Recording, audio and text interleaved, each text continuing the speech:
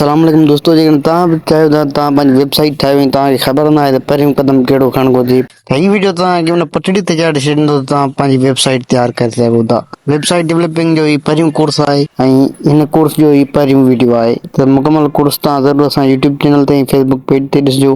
तव्हांखे मुकमल सम्झ अची वेंदी वेबसाइट कहिड़े तरीक़े सां ठाही वेंदी आहे। हिन में सिर्फ़ु असां तव्हांखे HTML जो तारीफ़ यानी इंट्रोडक्शन करायो आहे। अचो त हिन वीडियो जी शुरूआति कयूं था।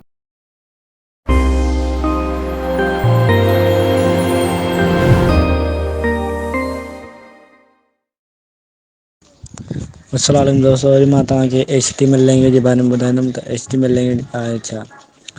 HTML लैंग्वेज जेका आहे उहा हाइपर टेक्स्ट मार्कअप लैंग्वेज आहे। हिन में असां टैग यूज़ कंदा आहियूं ऐं जेका हीअ लैंग्वेज आहे ॿियनि लैंग्वेज जे बराबरि में तमामु ईज़ी आहे। जंहिंजी पहिरियां प्रोग्राम लैंग्वेज कयल आहे उन लाइ तमामु आसान आहे ऐं जेको प्रोग्राम नई बिगिनर आहे उन लाइ बि आसान आहे, पर थोरी पहिरियां मुश्किलात थींदसि, बाद में सही थींदो। तंहिं करे जेके पहिरियां प्रोग्राम करे चुका आहिनि उन लाइ तमामु आसान HTML लैंग्वेज, छो त हिन में टैग यूज़ थींदा आहिनि। सिर्फ़ु उहे असांखे टैग रखणा पवंदा आहिनि ऐं तमामु आसान आहे। ऐं हीअ जेका आहे हिन में असां नंढी वॾी ABC को मसइलो न आहे। मतिलबु त हिन में केस सेंसिटिव न आहे। केस सेंसिटिव उन शइ खे चइबो आहे जंहिंमें असां लेटर वॾो लिखूं या नंढो लिखूं हुन में चेंज ईंदा, पर हिन में उहा का चेंज न ईंदी। लेटर असां वॾो लिखूं या नंढो लिखूं टैग में को मसइलो न हूंदो। हीअ असांखे लेआउट करे पैराग्राफ लेआउट कंदा आहियूं असां, हिन में हेडिंग यूज़ थींदियूं आहिनि। असां वेबसाइट खे असां ओपन कंदा आहियूं, होम पेज हूंदो आहे, ॿिया डिफरेंट पेज थी सघनि था। हीअ असांजी वेबसाइट ठाहिण लाइ यूज़ थींदी आहे HTML लैंग्वेज।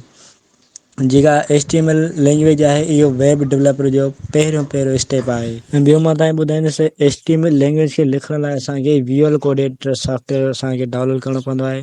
यानी तव्हां गूगल ते वञी सर्च कंदो, गूगल ब्राउज़र में ईंदो, उते VS कोड लिखंदो डाउनलोड, त तव्हांखे अची वेंदो विजुअल कोड एडिटर।